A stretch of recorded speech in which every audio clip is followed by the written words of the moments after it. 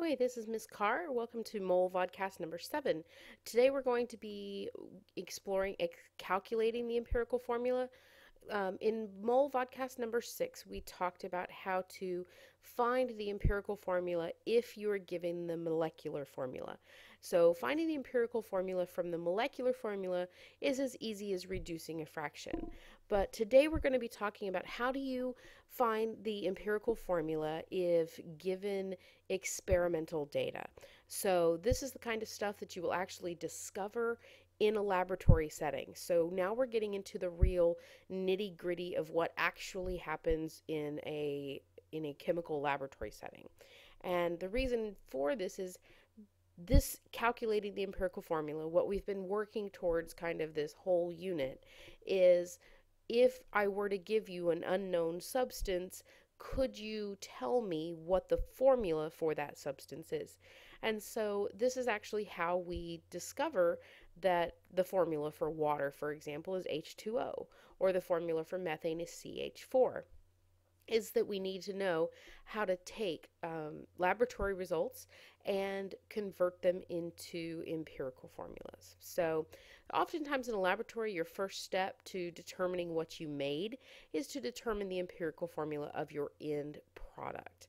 So, there are 3 steps to this process, and you will need to simply memorize each of these steps because you will do this type of problem the same way every single time. The first step is mass to moles. The second step is divide by small, and I'll explain what that means in a minute. The third step is times till whole. So if you can remember this, it's kind of a little rhyme that chemists use. Mass to moles, divide by small, times till whole. So write that down, practice it, memorize it, commit it to your memory because this step-by-step process will not be given to you on any exam. You'll need to have this on your own. Mass to moles, divide by small, times till whole. So work on getting that down, and once you have these 3 steps and you know what these 3 steps mean, then these problems will not be nearly as intimidating as they might seem at first. Okay? So we're actually going to put this into practice so that I could give you an example of how to set this up and what we mean by each of those steps, mass to mole, divide by small, and times to whole. So we will go ahead and get started. The first is some experimental data. A compound is found to be made of 5.86 grams of nitrogen and 13.39 grams of oxygen. What is the empirical formula of this compound? Okay, so we have 5.86 grams of nitrogen, right? And we have 13.39 grams of oxygen. And as we said before, the first step is mass to moles. This is a single step conversion. If you're still struggling with these, go back to vodcast number 3 where we go over single step conversions. You should have this down by now. We have calculating the molar mass so that we can go and convert these 5.86 grams of nitrogen to how many moles it is. So we have 5.86 grams of nitrogen and we have 13.39 grams of oxygen. Okay, what we're going to do is we're going to convert each of these into the moles, and for that we need to calculate our molar mass. So our molar mass is found in the periodic table is 14.007 grams of nitrogen in every 1 mole. So that's our molar mass with moles on top. Now that means that we can cancel our grams of nitrogen as a unit, and we are left with just moles of nitrogen. So we put that into our calculator as 5.86 grams divided by 14.007 grams. And we get here on the bottom, of course, we have 15.999 grams of oxygen per mole of oxygen, as found in the periodic table again. And that gives us the number of moles of nitrogen, that's 0.418 moles of nitrogen, and our molar our number of moles of oxygen, which is 0.837 moles. So we have completed step 1, which is mass to moles. So we've taken our mass of each of our substances, used the molar mass as a conversion factor, and completed this single step conversion into moles. And we've done that with both of our elements found in the experimental data. So we're done with step 1, and step 2 is divide by small. And you'll notice here that you have two numbers. We have the number for nitrogen, the number of moles of nitrogen, and the number of moles of oxygen. And what you're going to do is you're going to divide by the smallest of these two numbers. Okay. Of course, the smallest of these two numbers is 0.418. So we're going to divide both of these numbers by 0.418. So we divide both numbers by the smallest of the two, and that's how we complete step 2, which is the divide by small step. Okay.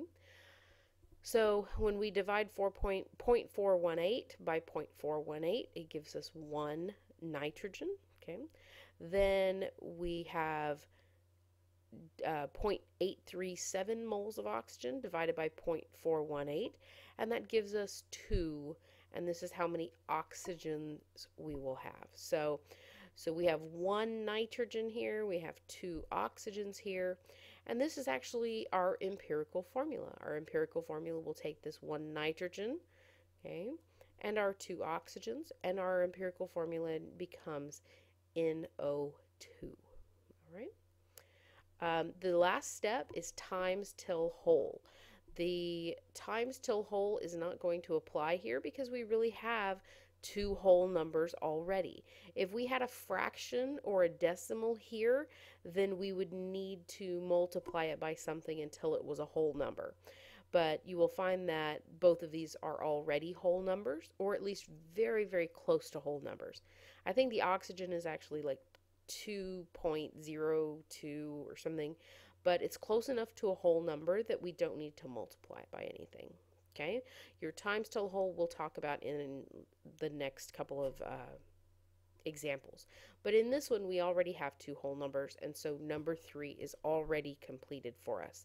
So we have the empirical formula, and it's really just as easy as that. There are 3 steps to these problems, but each individual step is actually quite simple as long as you remember to do them and to do them in order.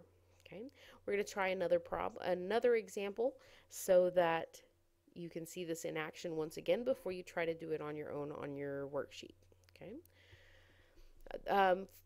In this example, we have percentages. We have a compound that is 43.38% sodium, 11.33% carbon, and 45.29% oxygen. Determine the empirical formula for this compound.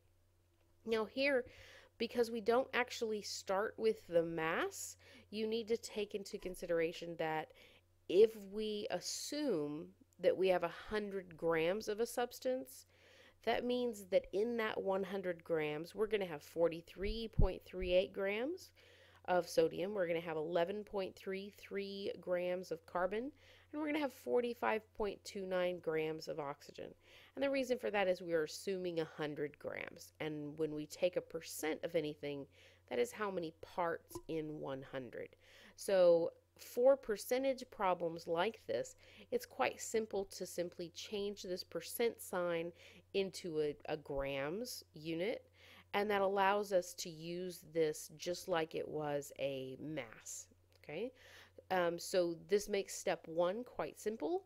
We have mass to moles. So we're going to convert our sodium and our carbon and our oxygen into moles. So again, this is a single step conversion. If we go back to vodcast number 3, where we learned about single step conversions of how to get from moles to mass, you're going to get your molar mass for each of the substances.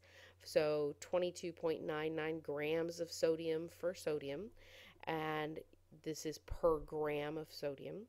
This means that you can cancel out your gram units and you're left with 1.909 moles of sodium. Okay. And we do the same thing with carbon. We take the molar mass of the carbon on the bottom and the 1 mole of carbon on the top, and it gives us 0.9433 moles of carbon. Then we have 45.29 grams of oxygen, and our molar mass of oxygen is 15.999 grams. So we can convert this again to moles at 2.831. So our our first step is now complete, where we've gone from mass to moles. Now we need to be able to complete step 2.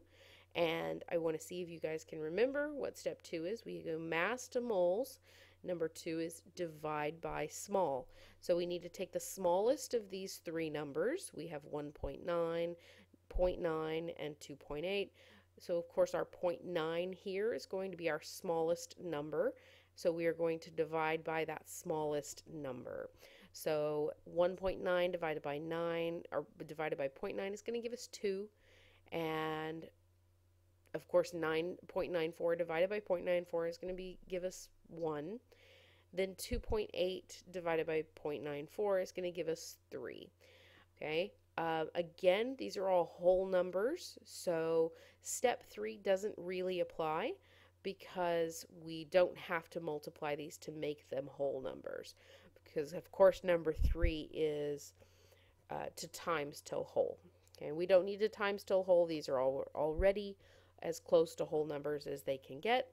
So we have 2 sodiums, 1 carbon, and 3 oxygens. So Na2CO3 is going to be our empirical formula for this particular experiment.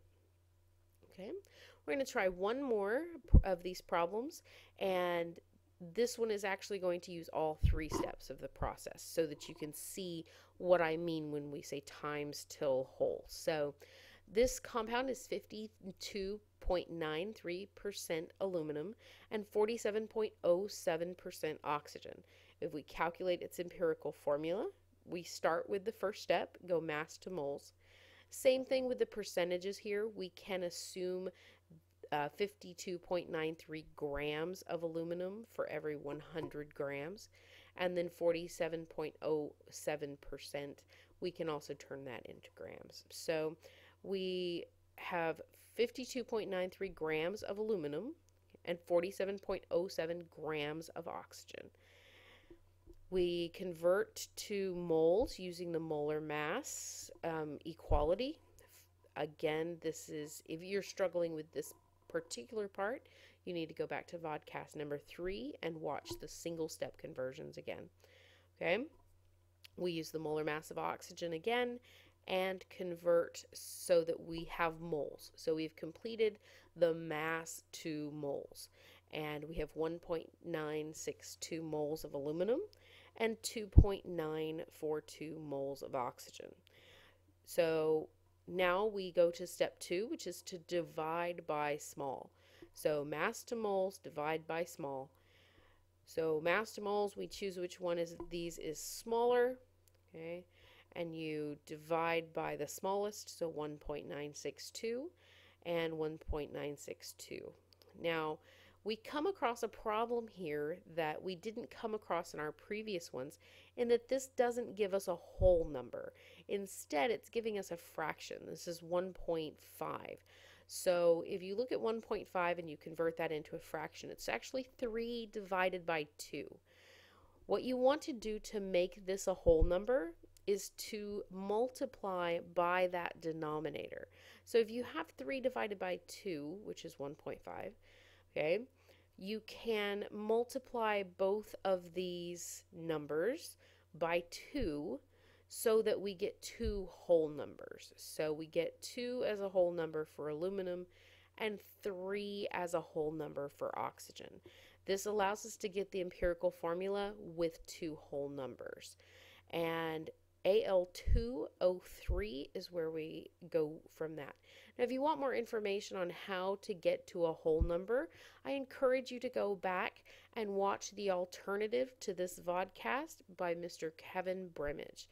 Mr. Bremage has a fantastic way of describing how to get to these whole numbers. So If you're struggling with this, I do encourage you to watch that alternative vodcast, and or come in to see me for some extra tutoring before school. So I will see you in class. Come and talk to me if you need any help. This is Ms. Carr, and we will see you in